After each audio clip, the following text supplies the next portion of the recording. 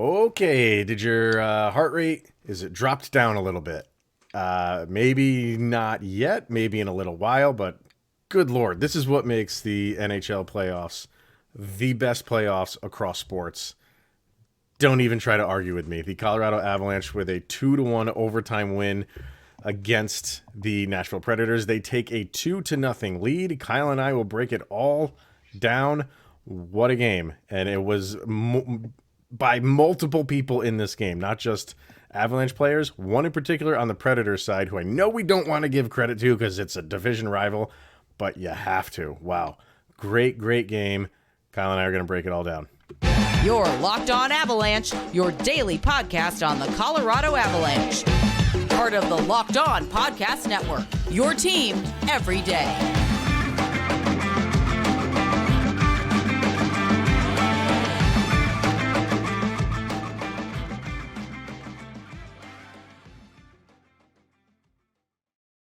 All right, everybody. Thank you for joining the Locked On Avalanche podcast, part of the Locked On Podcast Network, your team every day. I am your host, Chris Maselli. With me, as always, Mr. Shaggy Von Doom, Kyle Sullivan. And on today's episode, I mean, it's a 2-1 overtime victory for the Colorado Avalanche. Did not come easy in any way, shape, or form, but they got it done. I said earlier, when we do these video clips that summarize like the games and all the action and stuff like that, the Avalanche, their hashtag for the playoffs is find a way. And that's exactly what the Avalanche had to do. Great overtime win. You get that out of the way. You get an overtime game under your belt, and you're up 2-0, which is what you wanted. So a lot to break down here. But first things first, thank you for making this your first listen of the day. That's always appreciated. Follow the show on social media outlets, LOPN_Avalanche on Twitter, Locked On Avalanche on Instagram. Questions, comments, concerns, opinions, lockedonavalanche@gmail.com. And follow the show on our YouTube channel over on the YouTube. Hit subscribe. Get notified when a new show goes live. All right, Kyle. I'm just going to throw the softball question out to you right away. How you feeling after this one? Good Lord. It was a wild ride. It was a roller coaster ride. You really were starting to get frustrated with the just trying to get one more past Ingram. But we said it in yesterday's episode. You want to see these kind of games to see the Avalanche get tested. And this was a test. They didn't give up. Nashville tried, and they finally solved the riddle, and it took Cale Makar to do it. So At the end of everything, once you kind of relax, it's a good win for the Avalanche. It's a great win. And I think, we were talking about Juuse Saros being out for at least 2 games, and how those 2 games were played would dictate how quickly they would bring him back. And Ingram stepped in, obviously, after game 1 when RIttich was pulled. And he played well in game 1, but the game was already done. So it's tough to really get a grasp. But he didn't let it get further out of hand. It got out of hand when he came in. It was already out of hand. So he comes in, does enough, I think, to warrant them putting him in for game 2. And wow, I hate starting the show with an Avalanche show with the opponent's goalie, but for a rookie and to be constantly under siege like he was from the Avalanche. They added another shot on goal since we started recording this. It was 50 shots on goal. They found another one somewhere. It was there all along. Yeah, and now it's 51 shots on goal that he faced, which, from an Avalanche standpoint, that's a lot, even for the Avs, but it's not out of the realm for them to do that, to shoot 50 shots on goal. To do it against someone stepping into that role, and he held them to 1 goal and then, just gave up the 1 in overtime. You have to give him stick taps for that, because that was incredible. And the Avalanche, it was one of those games where you're like, you don't want to lose this because it's a playoff game. You know what I mean?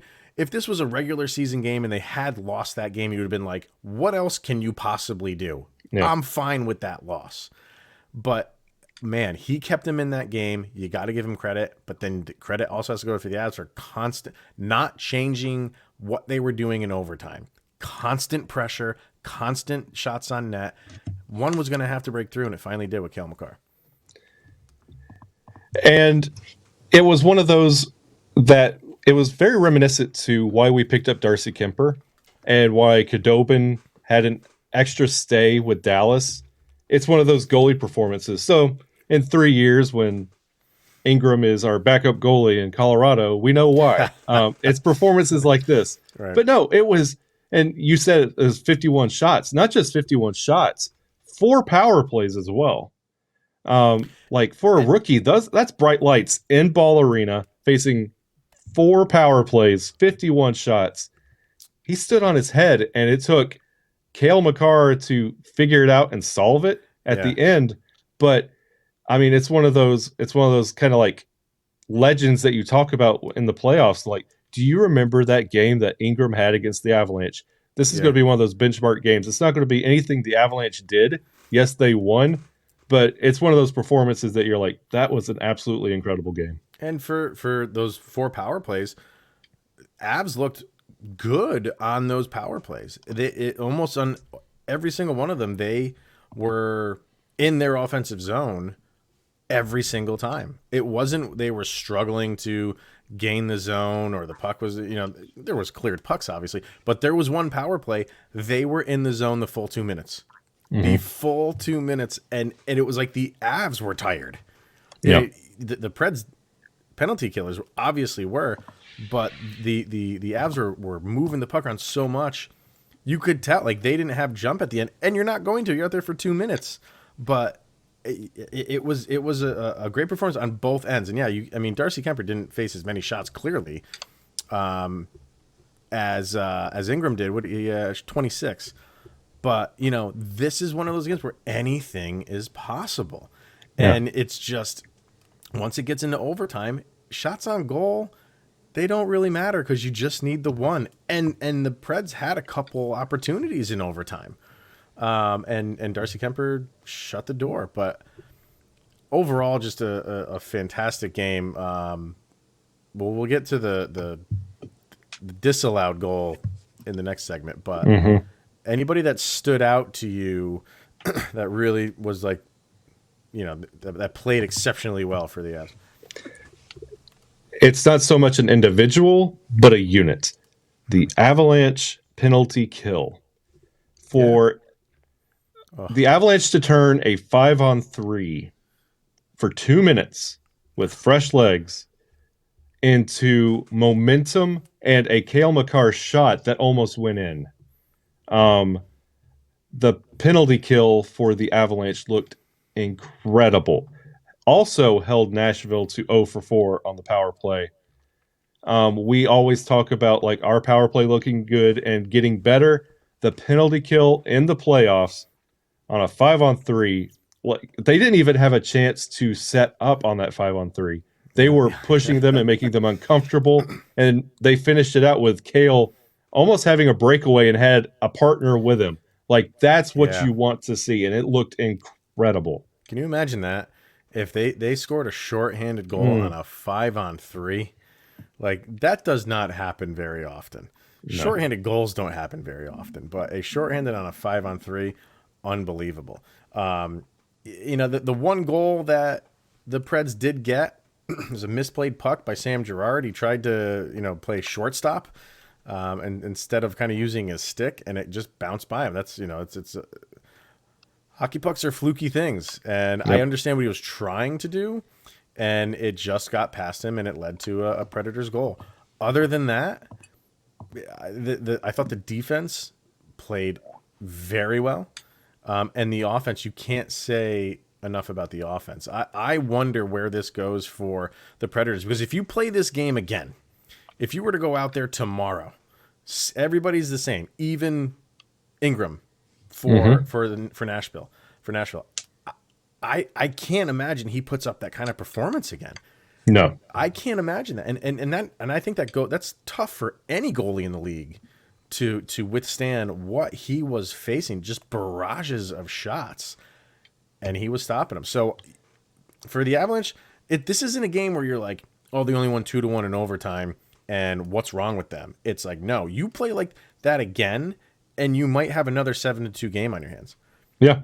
And like these are the kind of games against goalies that you want to take against, like into the second round, whether it's Husso or Marc-Andre Fleury in the second round. Like if you're doing that against these kind of performances, and when we had the crossover with the Locked On Predators, when we talked about Ingram, it wasn't that much praise. Like they just called him up. You're very unsure. Right. They were kind of like, we don't know what to expect. If this is what they can expect, this is a good goalie combination. So like if you can beat Ingram playing like this, you could beat a Saros if he does come back at 75%. We have a goalie competition going on in Nashville. Let that be their focus, and let's handle business. Let's take care of it that way. All right, let's hear from Built Bar, and then we'll get into that disallowed goal. I know we're running on party lines here of people who think it should have been allowed. I'm not on. I think they got that right. That was not a goal, but we'll talk about that and the physical nature of this game. Specifically the Predators. I want to talk about them in particular. So that'll be right after we hear from Built Bar. And summer is coming. And with summer, you're going to need some food on the go. Built Bars are the perfect snack to take with you on family vacations. Throw them in your bag, especially your cooler if you're going to be on the beach so they don't melt. And Built Bars are fantastic, like cold and frozen. So a little Built Bar hack for everybody. Put them in your kids' backpacks and make sure that everyone has a bar so you are fueled for your summer adventures. Best part about Built Bar is they are healthy and delicious. No more sacrificing delicious food for health. With Built Bar, you can have both, and it is easy. All you have to do is go to Built.com and place your order now. All bars and puffs are covered in 100% real chocolate, and that means that with a Built Bar, you can eat healthy and actually enjoy doing it. So go to Built.com, use the promo code LOCKED15 to get 15% off of your order. Once again, that promo code is LOCKED15, LOCKED15 for 15% off at Built.com. All right, let's get to that disallowed goal. You knew that was going to be a big one. And it was Vanachuskin who collected a rebound, put it in. There was so much contact in the crease. It was Arturi Lehkonen. Who was the one that checked him? I don't remember who it was on the Preds. So it doesn't matter. Yeah. But there was Lehkonen came into the crease on his own. He was not pushed. There was the initial contact was Arturi Lehkonen. It honestly was, and that kind of caused the goalie. I'm missing. I'm fluking on his name already. Ingram. Sorry, Ingram. Yeah, it caused Ingram to go to the ground, and then Lehkonen was checked hard and fell right on top of him. And I know that's what a lot of people are looking at. They're looking at that because they're thinking like, well, the initial contact, it wasn't major, but people are. I'm seeing a lot of people saying like it's enough for him where he should have gotten up and played the puck. I don't believe that. For him to do that has to be so quick. He's going to need cat-like reflexes to jump up that quickly and play that puck. And I can't be on the side of that was a bogus call. I think they got that call right, believe it or not. And I think there's two things about this call that really stand with me. The fact that it was challenged. Yeah. This might have been Bednar's worst challenge since he's been our head coach. And he's usually very good at selecting when to challenge. And the reason I did not like the challenge at all, I mean, it was bang, bang. As soon as that goal went in and the lights went off, that ref was waving it off right there. He was waving it off.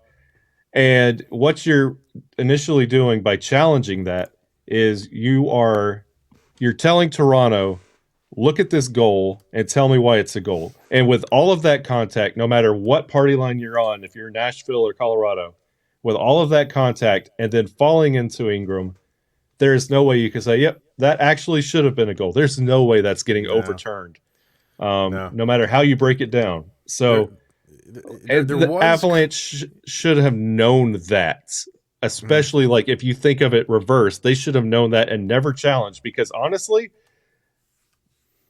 that power play could have flipped this game to 2-1 the other way. Yeah.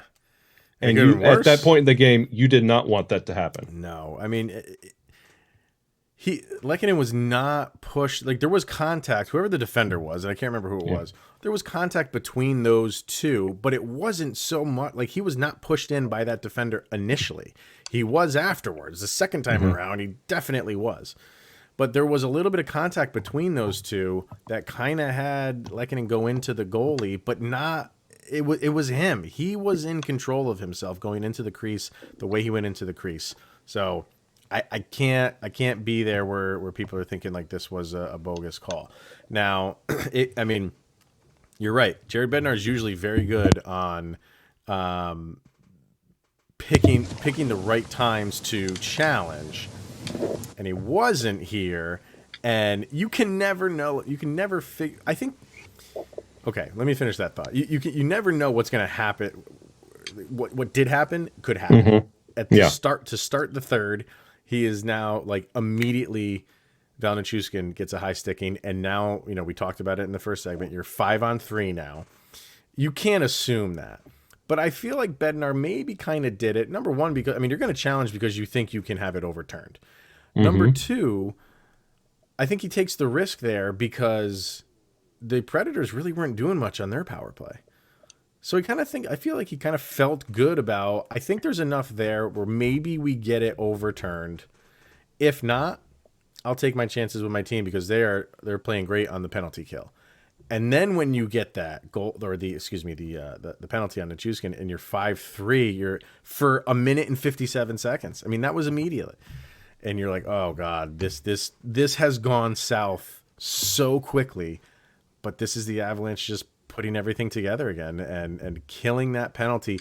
That turned the tide from completely on Nashville's side, having a 5-on-3, to completely the other way because now the crowd is in it. They just killed a 5-on-3 penalty for 2 minutes, and they are going. And since after that happened, the rest of the second period, or actually the rest of the game, was all Colorado Avalanche. And I think the 5-on-3 ended up saving us, and I completely echo what you were saying there. Up into that challenge call, I feel like Bednar was starting to get a little nervous and a little panicky because Logan O'Connor was in for Cogs. Cogliano's still day-to-day, so you had LOC in there. Right. And then the two lines turned into the big-headed monster, the three-headed monster again. Yeah. And you felt like Bednar felt like he needed a push from somewhere. And he wasn't getting it. And if you look, he was not using the fourth line again. He was I don't think they did not like LOC did not hit 10 minutes. He rode Cale Makar to 31 minutes. Like really going back to that riding the first line, second line, riding them heavy. I feel like he tried to charge up the team, whether it was a goal or if it wasn't, with that challenge, and it almost proved to be a mistake. But ever since the 5-on-3 and the momentum shift, the Avalanche ended up taking it in overtime. But that whole sequence with Bednar really raised a little bit of an eyebrow with me. Well, I did notice it. At one point, I'm like, is that Gabe Landeskog out there? And I paid attention to it, like if it kept happening, because maybe he was just out there at the end of a shift or something, even though he was on the second shift. But no, like he put them back together. And I think that's the beauty of this team. And I think that's deliberate. Now I'm when I was watching the game, I'm like, he puts Gabe Landeskog to start on the second line for purposes like this. If he needs a jolt, he can bring him back up to the top line. Because if you do it the other way around, if you're starting with the big three on the top line and things are you're not struggling, you're struggling to score, but you're playing well, and you just need that jolt, it takes a different tone when you drop Gabe Landeskog down to the second line to bring up Val Nichushkin or Burakovsky or Kadri or whoever you want to bring up. It just takes a different tone. To bring Gabe Landeskog back up, it's like we got the band back together. Yeah. You know what I mean? And it's go time. And I think it worked in terms of they were always in Nashville zone. Always. Yeah. They lived in that Nashville's defensive zone all game long. I want to talk about Nashville because everybody likes to talk about how physical they are. And they are. They are one of the most physical teams in the league. And we talked on the crossover. You and I were talking about it. Will it be to their detriment if they do some kind of boneheaded things to be in the penalty box? Because, yes, even though the Avalanche were 0 for 4 in the penalty, the way they looked, you can't assume it's just going to keep happening like that where they're not going to score on those power plays. Excuse me. But for at least game 2, and I'm watching it and I'm listening to the people like call the games and they're like, oh, the physicality. And it's like, okay, but what else are they doing? Mm-hmm. They're not generating offense. They're not, their defense is horrible because the Avs are just camping in their defensive zone and they got 50 shots on goal. So outside of their checking everything that moves, it doesn't lead to anything. It led to one goal that was a misplay, and fine, Girard missed that play. Kemper should have saved that goal too. Mm-hmm. It wasn't a fantastic shot. If he had that one back, he probably would save it. So I don't see, I'm not going to say the Avalanche are going to sweep this thing, but what else do the Predators have to offer than they're a physical team and they can just hit the crap out of you? It's funny that if you go back and listen to that episode, the crossover with the Predators, I think it's like 75 to 80% talk about the goalies because there's not a lot to talk about other than individual talent. Yeah, I mean, Forsberg is awesome. Forsberg is great. You could say okay. Jeannot is a great up and coming player. Duchesne had a great season. You're right. Like individually, and they've had really good seasons. I think they both scored 40 goals, right? Forsberg and Duchesne. Mm-hmm. But they're so top heavy. I feel. I think they just focus on the hitting, and the hitting doesn't lead to anything. Is the problem? No, and it's individual talent. There's no cohesion. Like we could talk about like the units and who works well together. Like it's a team of individuals. Like you don't feel that synergy when they're out there performing, and it's just you can definitely feel the team aspect and a team of individuals. Yeah, it stuck out to me. It stuck out to me. It was like, yeah, they're hitting everything that moves, but they're not doing anything after that. Yeah, and it was just there on display. So. We'll see. I think they can take. You can't really take moral victories in the postseason, but I think the Avalanche, or excuse me, the Predators, sitting there like, what else can we do to beat this team? Mm-hmm. I don't know.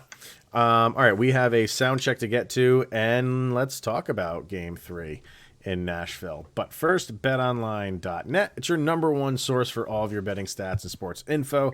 Find all of the latest sports developments, league reviews, and news, including this year's basketball playoffs, the NHL playoffs, Major League Baseball, and this weekend's Run for the Roses. I still have to look up the horses, man. Horses. I got to look them up. There's got to be a name that speaks to me. I'll send you a reminder, my friend. All right. BetOnline is your continued source for all of your sporting wagering information, from live betting to playoffs to esports and more. Head to the website today or use your mobile device to learn more about the trends and the action. It's betonline.net, where the game starts. Okay. Game 2 victory, and that will lead to a sound check. Songs that we feel best summarize the action against the Nashville Predators in this Game 2. And you can go to Spotify and search for LOPN Soundcheck and follow this playlist. I think we're up to like 6.5 hours of music on this playlist, which is great. So whatever we select right now will be added to that playlist in the morning. Go follow it. Give it a follow. What do you got for this one, Mr. Sullivan? This song works on multiple levels, and I'm also going to be the one that has put Napalm Death in this sound check, and I'm also going to put the mob song from Beauty and the Beast as the sound check for the Nashville game, Game 2. There's nothing like just a invigorating win. The endorphins are snapping. You know what I mean? Like you are on a high, and bam, we're going to hit you with some Disney princess music. No, it actually it's not the princess song. It's Kill the Beast, Kill the Beast. It's the song of where Gaston is like trying to fire up everybody, going to go after the beast. Honestly, through period 2 and 3 and overtime, you had that feel like this team was like, what do we have to do to get past Connor Ingram? And you felt the team rallying, and like it's just you had that kill the beast mentality, and the song kind of fits, and it just goes like it goes. And I just want you to put that playlist on shuffle, and when it hits, you're gonna laugh because you're gonna remember game 2. What's the Napalm Death song you put on? I can't remember that. It was Metaphorically Screwed. Oh, that was okay. That's right. Yeah. That was after a loss. It was. Yeah. All right. That's why I love this playlist, because we can go from like death metal to. I listened to it Disney. At the gym. Yeah. Like you'll get like Sabaton to Lionel Richie. Yeah. We do have a Lionel Richie song on there. Absolutely. All right. For me, I think, like I said in the beginning, the hashtag for the Avalanche for this postseason is find a way. And it's like the Avs knew they were going to need to have games like this. You know, this happens in the NHL postseason. So there is a song by, one of my all-time favorite guitarists, Tom Morello, of Rage Against the Machine and Audioslave. He's ventured out on his own. He's had a lot of solo albums out right now, and almost all of them are like featuring people on each individual song. So he has a song with Marcus Mumford from Mumford and Sons, and the name of the song is "Find Another Way." Wow. And, so I think that's kind of like, for me, if I was in charge of the Colorado Avalanche graphics department, I would have bought the rights to that song, and that would be plastered all over every video montage you have would be with this song, Find Another Way. So, and they did. That's exactly what they did. I can't wait for this to hit the playlist because I haven't heard this song, and I love both of those. I cannot wait to hear it. It's a good one. It's a really good one. All right. Game 3. What do we think that the Predators do with Saros? I put up a tweet saying, if this was during the game, I think it was almost towards the end of the third period, I said, if nothing else, what Ingram is doing is giving Saros more time, because they have all the confidence in the world in him right now. It also could go the complete opposite way. Like we said earlier, you play this game immediately, right? The next day, Avs could hang 7 or 8 on him, but they've given him some. He's given the Predators some food for thought. And should we let Saros sit out another game, or because you're down 0-2, do you bring back a not 100% Juuse Saros? Yeah, I think in Game 3, which is an afternoon game, by the way, everybody, please remember that. It's an afternoon game. What the goalies? It's going to be probably Ingram again. And I don't think we'll see Saros in Game 3, probably 4. And I think, the biggest thing that I heard in the middle of the game, Nashville is doing the thing where if you don't live in Tennessee, you're not going to the game. Are they really doing that? They will cancel your ticket if you try and transfer it. They are making this a hostile environment, and they're going about it the most hostile way possible. So what do the Avalanche do? This is their first time experiencing a hostile playoff environment. How do they respond to that as well? That's going to be interesting. My buddy lives in North Carolina, and he just went to Game 2 of the Carolina-Boston series. And when he went to go buy the tickets, they had to verify your zip code. So you couldn't buy it outside. I think it was like in North Carolina, South Carolina, Virginia, you could buy it. Outside of that, they weren't selling to you. So it's, unless you live in Nashville and you are an Avalanche fan, that's really the only way you're going to get these tickets. I know Alabama was permitted, so if I was back home, so if you could go. I could go. But those fans are pretty passionate. Like that is going to be, a 97% blue and yellow arena anyway. So the Avs are going to be prepared for that. We'll see if Saros is just saying like, I am not there yet. Then obviously he's not going to play, but I wonder if he's not 100%. So if he's 75, 80%, do you have him go on a high ankle sprain, which is very easy to re-aggravate? Yeah. Or do you say, like, look, like this, I know he's a rookie. He faced 51 shots. Let's give him another go at it. If you lose and you're down 3-0, then what do you do? I mean, do you bother putting Saros in there anyway? Because 3-0, that's almost impossible to come back from. I don't know. I'm glad I'm not in that position. For the Avalanche, I know we were talking, what do they do in game 2? I thought it was going to be Kemper, which it was. You had good reasons why you thought it could be Francouz. For me, I go if game 3, your first game in Nashville, I'm going Darcy Kemper again, and then if you win that one, then for me it's easily Pavel Francouz. We're up 3-0. If you lose that game, then you go home and put Kemper back in and win the series on home ice. So for me, I'm putting Kemper back out there for the 3rd game in a row. I would have put Frankie back in as well in game 3. I would have went as far as scratching Darcy Kemper and brought Miska up and just get him kind of ready. Like, he's got to be prepared at some time just to know that's right there. Not now. I know what you mean. I'm not putting him in now. But I do. I think because the Avs are up 2-0 and this is your first game in that hostile environment. Not saying Pavel Francouz can't handle that. He can. He's been around long enough where he can handle that. But Kemper's playing well. He's had 2 really good games. He didn't face a lot of shots last night. No. So, and then what do we do? I mean, this is not something I thought we'd be talking about. Alex Newhook has not played at all yet.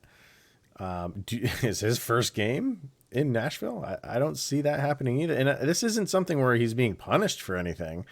I think Jared Bednar had a plan to go with experience. And when Cogliano got hurt, I'm still surprised he didn't go with Newhook. I don't know why. So maybe there's some injury there, and they're not really talking about it. I mean, that's always a possibility.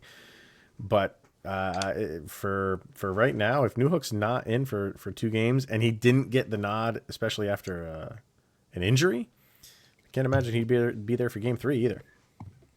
It will be very concerning if you don't see Newhook in game 3, especially after Cogliano being day-to-day. Even if he's healthy, he's not really doing much.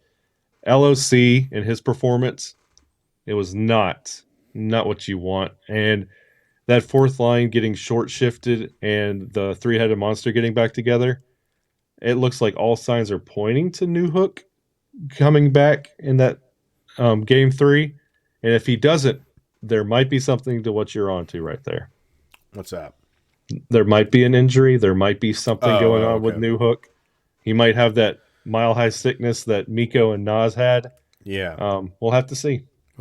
Because, I mean, I don't think Logan O'Connor played poor. But, he's only played 9.5 minutes. He was a +2, believe it or not. And just looking at the time on ice. So him and Nico Sturm are the only ones under 10 minutes, and they were within 30 seconds of 10 minutes. So, but you're right. Like when game's that close, you're putting your top line out there more often than not. And especially, your top defensive pairing, Cale Makar, and I know this went overtime, but 31 minutes, 6 seconds. Devon Taves, 29 minutes, 57 seconds. So 3 seconds shy of 30 minutes for him. The third pairing, Bo Byram and Eric Johnson, the lowest minute, which your third pairing is going to be that, but your defense is so good. You kind of, I thought it would be a little bit more in line. Yeah, Cale Makar and Taves are always going to be a little bit higher, but Byram only had 14.5 minutes and Eric Johnson just had just over 15 minutes. So he was riding the top guys, which, okay, I get it. And they're playing so well. Cale Makar was just you can't cover that guy. There's nothing that the Predators can do. So yeah, you're going to put him out there more. I get it. So we'll see. I feel, I mean, a 9.5 minute Logan O'Connor is not as good as a 12, 13 minutes that you would get from Alex Newhook. Yep. Just my perspective. So we'll see where it goes. This is a Friday episode, so I don't know. Haven't really figured if we're going. I don't really want to do a Sunday episode following the Saturday game, so we might discuss the game on Monday. But if it's an amazing game, we just can't contain ourselves and we have to talk about it. Maybe we'll just come out with a show like right away. Who knows? Until then, thank you everybody for tuning in. It's always a pleasure, and thank you for Kyle does the Twitter Spaces on Twitter, which people are absolutely loving those things. So during games, and if you are on Twitter, follow Kyle at Shaggy Von Doom. And join in his. I join him every once in a while, but I get so ingrained in the game, and I have a method, and I'm writing notes down and stuff. I love you people, but I can't be bothered with. I can't socialize now. I can't. I just there's things that there's routines that I have. So, but thank you for making this your first listen of the day. That's always appreciated. Go check out Locked On NHL for your second listen. Get caught up on things going around the league, and I'll do that right now for you too. Why not? I think Dallas won. Mm-hmm. You had the Rangers winning 5-2. You had the Panthers winning 5-1, and you had the Stars winning 2-0. So all of those series are now tied at 1, and we are the series up 2-0. So, all right, man. What a game! What a game! I'm not gonna be able to sleep for a little while, but. It's okay. Thank you everybody again for tuning in, and we will see you guys, I don't know, Saturday, Sunday, maybe Monday. We'll be back at some point. Have a good one.